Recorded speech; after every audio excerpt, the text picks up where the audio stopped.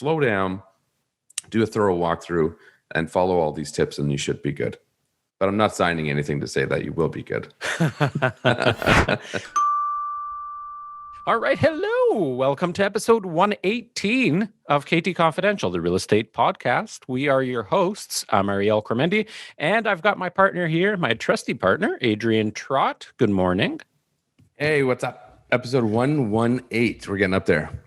Getting up there. And before we get into it, if you've watched or listened to past podcasts, please do us a favor, like, subscribe, leave us a comment, leave us a review. We really, really appreciate it. This is what drives us to keep going and keep putting out content. And if you have a topic that you would like us to discuss in upcoming episodes, drop us a message. That's oftentimes how we get ideas for the content. Today, we're going to be talking about how to do your own home inspection. And if you leave a comment with a topic in episode 114 on YouTube, listen to that episode. In addition to leaving a comment, you'll get a free KT tumbler, which I don't have one to display, but check it out. Episode 114. Well, you did a nice job of kind of doing an infomercial for that on our Instagram account. So if you are curious, head over to our IG and you'll get a sneak peek. But gorgeous KT tumblers for 2021, and we'll give some away. So leave that comment, as Adrian said, on episode 114. Today is episode 118, how to do your own home inspection. We're going to talk about that because there are a lot of bidding wars, a lot of multiple offer situations on properties that are hot to the market, and sometimes you don't get an opportunity to inspect that home. So we're going to talk about that today. And I just want to throw out a teaser for episode 119. We are going to discuss if we are heading into a real estate market. Is the bubble gonna bust? Are we going to head into a crash in the real estate market? That's in next week's episode 119. So for today, let's get right into it. How to do your own home inspection. Let's preface actually by saying, why would you do your own home inspection? Yes. Why? Because you don't have an opportunity to bring a home inspector into the house. So I'm just gonna put that caveat in there, and that kind of asterisk, that if, as an example, we're listing a property on Wednesday and accepting offers on Saturday. That happens often. If you see the property on Wednesday or Thursday or even on Friday, there might be an opportunity. You want to reach out to the listing agent, and there might be an opportunity to bring a home inspector through to get a third set of eyes in there. They or might not, because you may or may not. But yeah, if you don't know, if you don't try, it's right? worth asking. It's worth asking. Yes. So if you can, and you might not get an opportunity to do a full inspection, but if you get a good inspector and he comes in there with the infrared and, starts with the major areas that might be of concern, pops up into the attic, does his thing for about an hour, you might be able to get a good sense of, what's wrong with the property. And I will also say this, even if you do get a home inspection, how many times does a deal fall apart because of a home inspection? Well, that's what I wanted to talk about. It's very, very little. I'll let you elaborate on it. I'm kind of going through the whole gambit here, but there's always that sense of, I have to have a home inspection for my peace of mind. Well, the home inspector is only going to tell you what needs to be done to the property to get it back up into, that kind of 90% of maintenance, or 100% of maintenance, or if there's any deficiencies that are noticeable, because we can only see what we can see with our eyes, and I guess now with an infrared, but there's still a lot of things that would be hidden. Well, the difference there being is that the average person doesn't know what to look at. So even though it's things they can visually see, they may not know what to look for. But a good realtor might. Absolutely.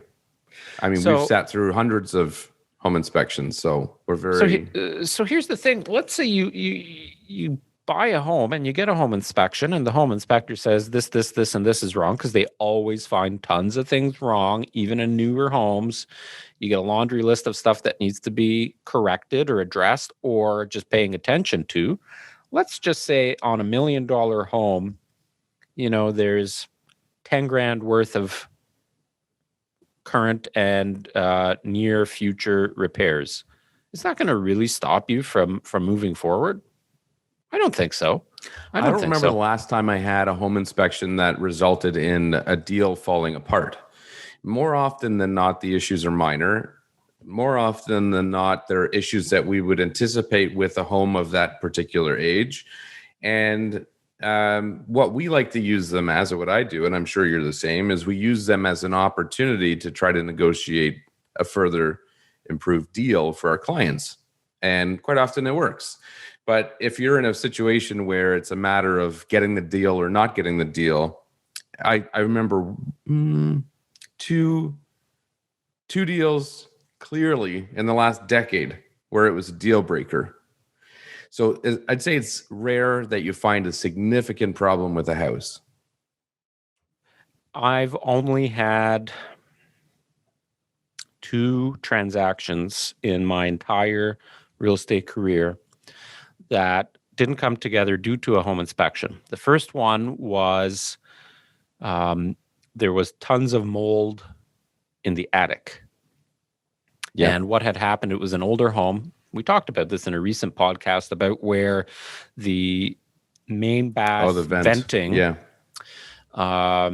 So at some point in the age of this home, it was probably 50 years old. And within that 50 years, the bathroom was renovated, even though it needed to be renovated again. It was renovated at some point, and there was a vent in the bathroom, but it was venting straight into the attic. And over the years, the moisture accumulated in there and it created black mold, and a lot of it. And my buyer, having young children and a newborn baby, said, okay, I understand that it can be remedied, but this is not something I want to deal with. And at that point, too, you don't know where the mold has crept into the rest of the house and the extent of the remedy. If it were me, and yeah, you can bring remediation companies in to take care of it, but are you getting into removing insulation, removing drywall, removing joists? Are you spraying them? What are you doing? Like, how are you?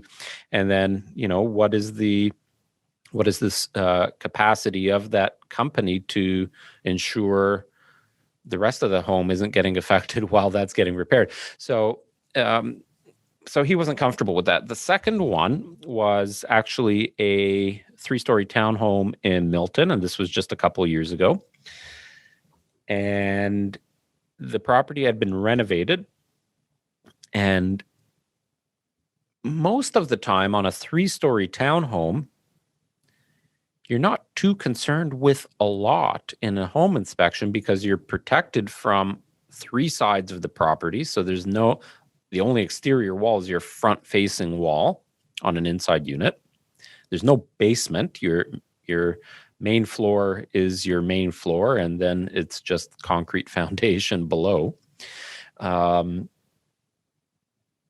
course, there's the attic, but not a whole lot to inspect. Like, usually those inspections go relatively quickly. Yeah. But as I was walking through the property, and it was renovated nicely, nice new kitchen, nice flooring, I noticed something interesting, and it was in one of the bathrooms where there were different colors of pipes and different connection pieces, and it all started from the wall out. So I thought to myself, this home isn't that old. Why would they be replacing those pipes? So I started to dig in a little further, and I noticed, something's not right here. So I suggested to my clients, let's have a home inspection. If we can put a deal together with a home inspection, even if it's for a period of a day, I'll find one of my home inspectors to get in here quickly. So we did, and this particular home inspector has been in home construction is basically his entire life, because that's what his father did. So he knows a little bit about renovations, as most of the home inspectors that we deal with. They have a very good background and knowledge on. They typically come from the construction industry, some trade of some sort. Yep. So he spent quite a bit of time looking at the plumbing and looking in various areas of the home. And he said, we have a problem. I said, what's that problem? He said, there's Kitech plumbing all behind the walls, and there's some that comes into the utility room that I identified. I said, interesting. So with certain Kitech plumbing, as you know, we've had that chat with our plumbing contractors in the past, and episode 40 something, we had Pro Results Plumbing on here talking about it. It's something that should be remedied because you don't know at what time those pipes and those fittings might fail. And there are insurance companies that won't insure the property with those pipes. So anyways, I found out it's going to be about a $10,000 repair. The seller wasn't willing to negotiate any further, but more so, my buyer wasn't willing to take on the work because they wanted to move in without having any hassle, and they didn't want the seller being the one repairing it, because obviously they tried to do patchwork and cover it up. So why would you want them to repair it prior to closing? So those are the only two deals out of so many deals that ever got canceled based on the home inspection. So where do you want to go with this? How to do your own home inspection? Well, do you want to? Yeah, I think the premise of it is, what should they focus on? Because if you're contemplating doing your own home inspection, it's because you don't have the opportunity to do a proper one. Because if you did, we would recommend doing it. But if you're doing your own, the things to look closely at are, well, I would think anyways, are the attic. It can be hard to access. So if you're unable to access it, something to try is if you can at least open the hatch, maybe stick your phone on something like an extended selfie stick, turn the camera on, turn the light on, do a little recording up there, and bring it back down, take a look and see if you can see any signs. So you were talking about attic. So common problems we find, well, I wouldn't say these are common, but when we find problems, the common ones are mold, which in itself is not terrible. So it depends on the type and how excessive it is. But also, if it's during the day and you see zero light up there, it could be that the soffits are blocked, and that means a airflow problem. That's easily remedied just by getting up there and moving the insulation away from the walls, or having somebody install baffles to prevent it from going back there. If the bathroom vents are vented through the attic, you want to make sure they're connected, not laying on the ground. Yep. Because that can result in moisture problems, which turns into mold. I would say the electrical panel is good just to open up. One, depending on the age of the house, make sure, determine what type of wiring it is. If it's copper, you're good to go. If it's aluminum, some insurance companies may have requirements of you changing the system or getting the connections pigtailed, or just, you have to pay a higher premium. So taking that into consideration. Also, from a safety perspective, making sure people aren't double tapping the breakers or having the improper wires. Now, those are things some people may not understand. So, I can see why they may not get into that. But those are things those wouldn't be deal breakers anyways. Looking at an electric panel is actually not as complicated as it might seem from the perspective of having need of attention. Like, obviously, if just the visual appeal, if you take off that front cover, if there are too many wires going into breakers, if there are wires that are just all over the place. Just to clarify that, every breaker should only have one wire going into it. If it has more than one, that's called double tapping, and that's not recommended. So that can be alleviated by adding new breakers if there's space for new breakers. Yes, and you see that a lot of times when there's a finished basement. Yeah. Because it's actually just laziness, right? Oh, we're just going to add a plug here. We'll just throw it onto there. It doesn't matter. And really, by code, you need that separate breaker for a certain amount of whatever is using up your electricity. Lights and receptacles oftentimes will go into one breaker and things like that. Like when you have a stove or a fridge, you're going to need separate breakers from that. But if you see that there are a mess of wires just coming from everywhere, you want to be just aware of it. If breakers are not clearly labeled, you want to be aware. When you say aware, what do you mean? Because to me, none of that is important from the perspective of buying the house. To me, if the property has a finished basement, you will find more. You are likelier to find electrical issues, and when breakers aren't clearly marked and wires are going in without being properly and just nice and clean, right? Like you can see when wires have been stapled to the backboard and or just clearly channeled into the panel. So you can identify when an electrician has taken the time and care to make sure that everything is right, and when it's done to code and done properly. If it's not, it doesn't mean that there's necessarily an issue, but me as a homeowner and, just being cautious with those things, I would bring an electrician in after closing and say, can you clean this up? Can you mark the, make sure that everything is good? So you spend the few $100 and you get that peace of mind. Okay, go ahead. Next. I think that's important. I don't think it's important from the perspective of deciding whether or not to put an offer on the house, but I do think that there are certain things like that should be addressed afterwards.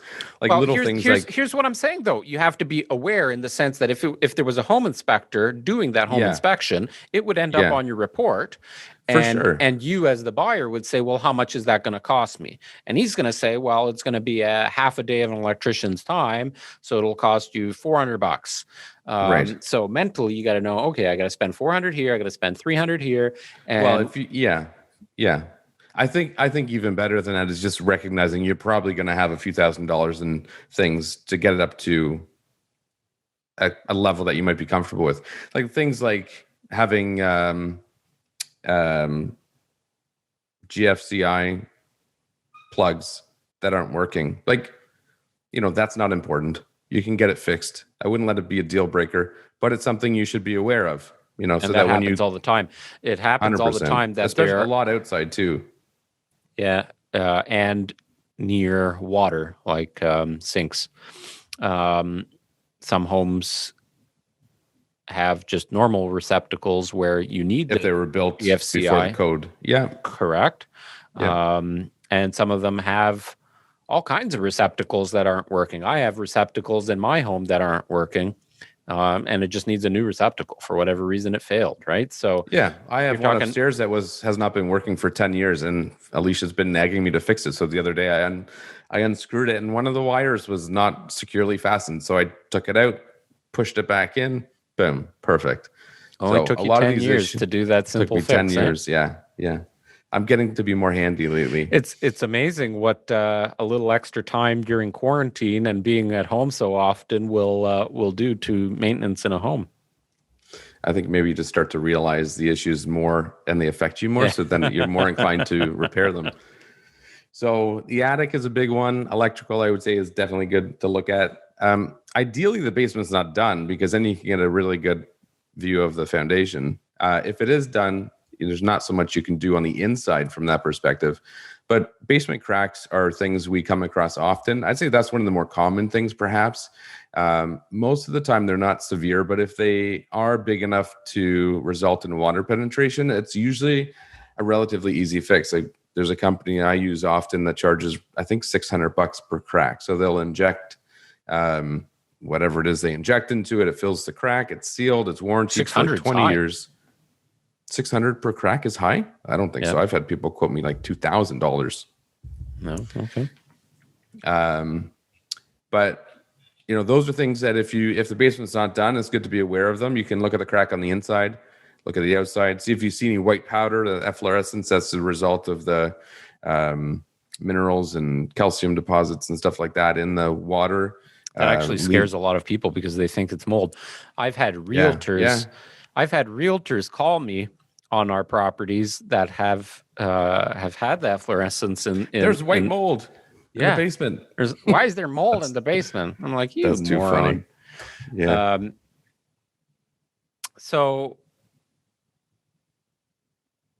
cracks in the basement floor.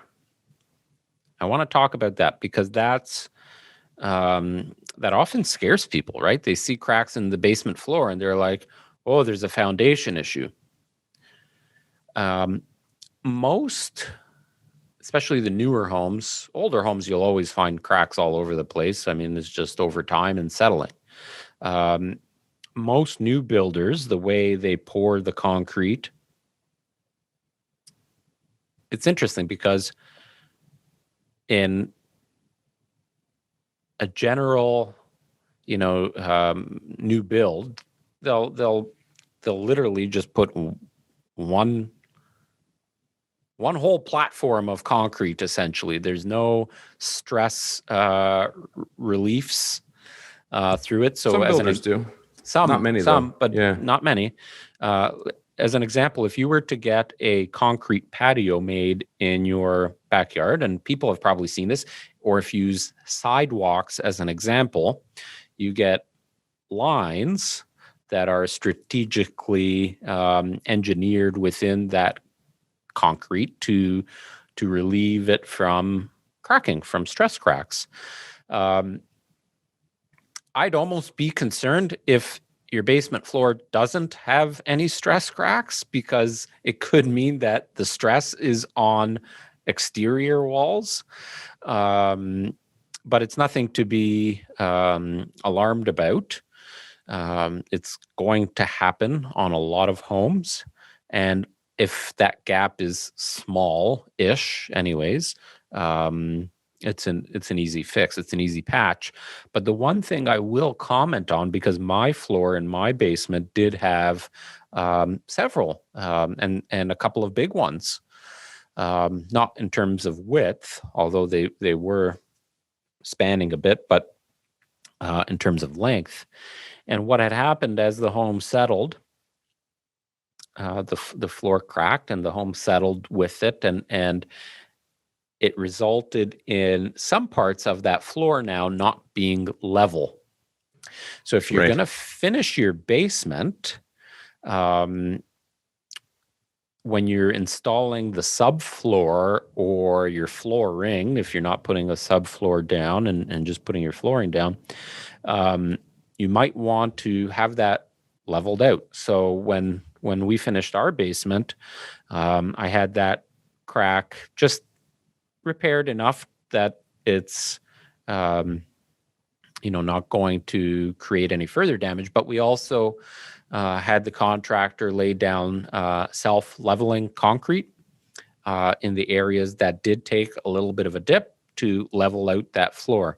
And that way, when you install your floors, especially if it's a laminate floor, which a lot of people are using, you won't have that. And we've all stepped on those laminate floors in the basements where you step on one area and all of a sudden it feels like you're going to fall through, or they're not in perfect sync with each other. So that's just a quick little tip.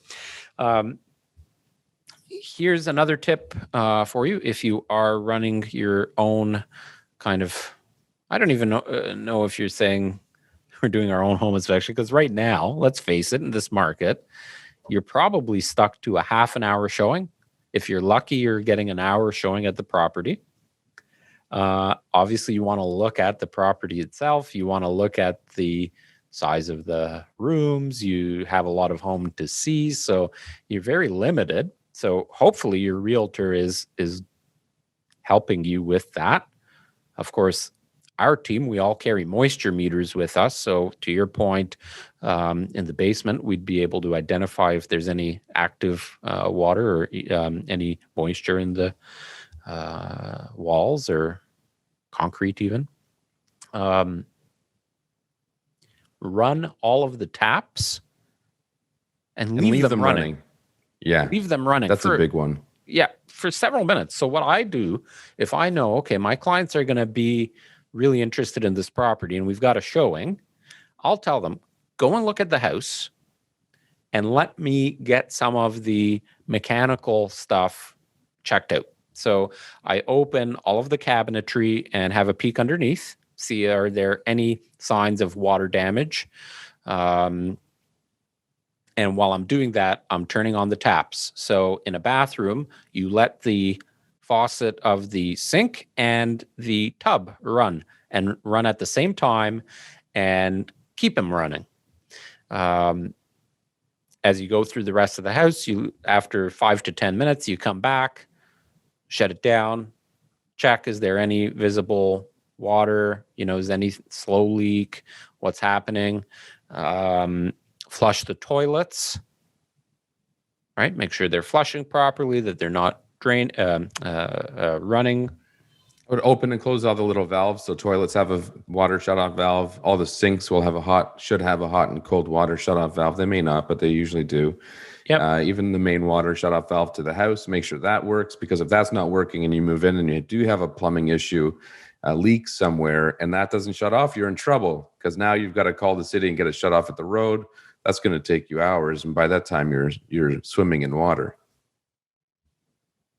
Sump pump is a good thing to have a quick inspection on, and just making sure it works and that it's not. Sometimes you can tell if the home is taking on too much water just by running the sump pump. So most sump pumps have I don't know what you would even call it, a trigger valve of some kind in the pump. So you'll see the plug from the motor of the sump pump plugged into it's basically one plug and another plug. One plug and another plug. Yeah, that's the easy way to put it. I don't know what the technical term is, but imagine you plugging something into an extension cord or a surge protector. It's kind of like that.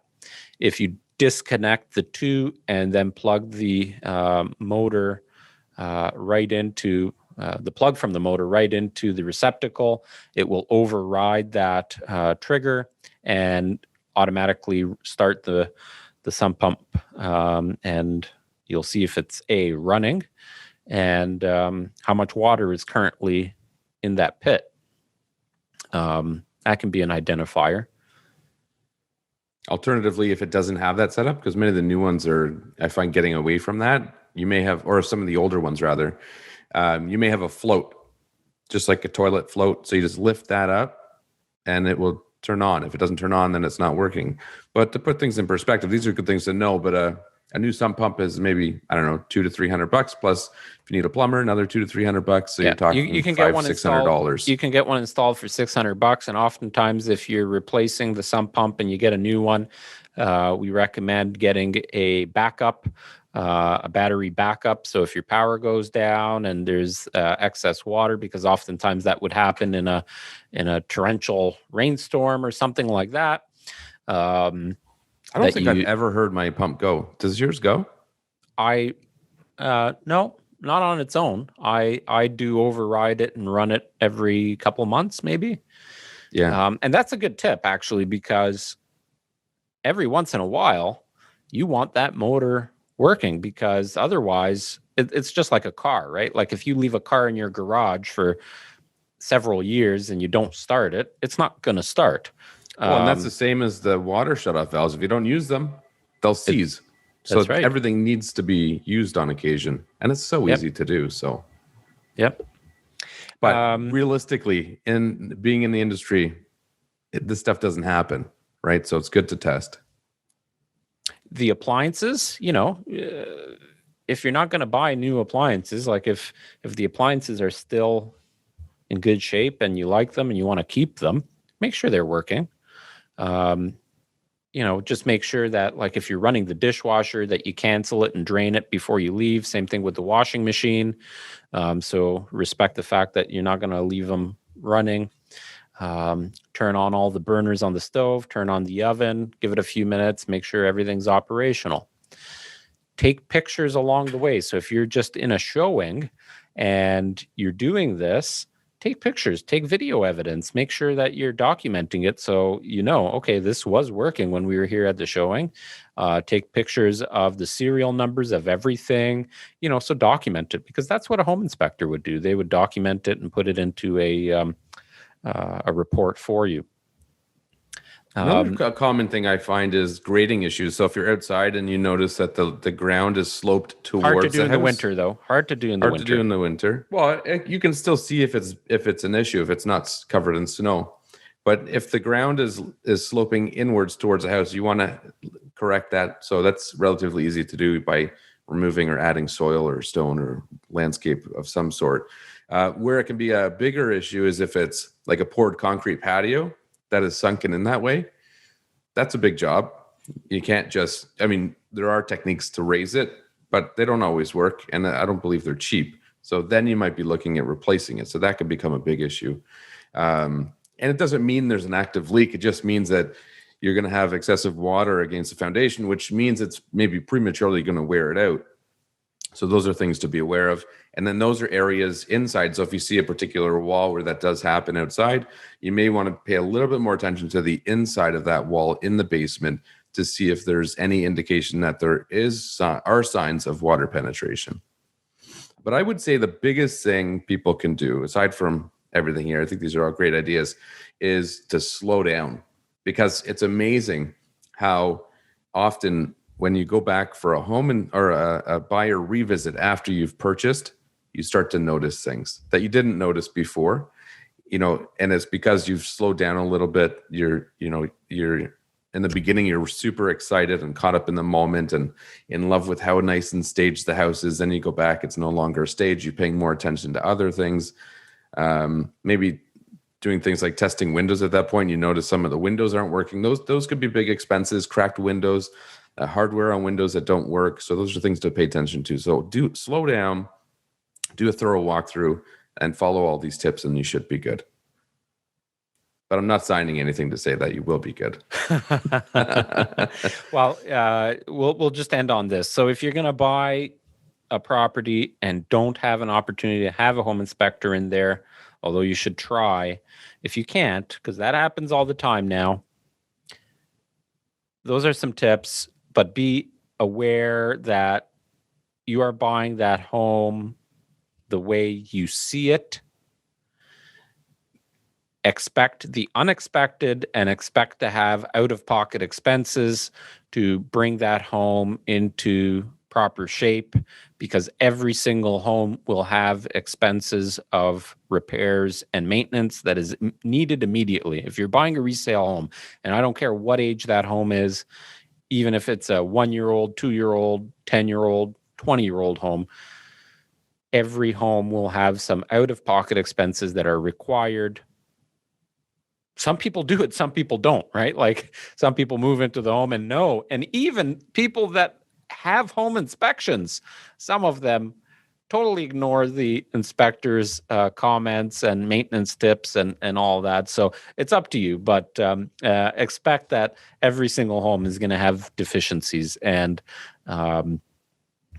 that's the risk you get when buying a resale home. So there you go. Episode 118 of KT Confidential. Thank you for listening. Thank you for watching. Please please subscribe. Send us a comment with any topics you'd like us to discuss. Next week, we're talking about the real estate market. And are we headed for a crash? Make sure you tune into episode 119 next week.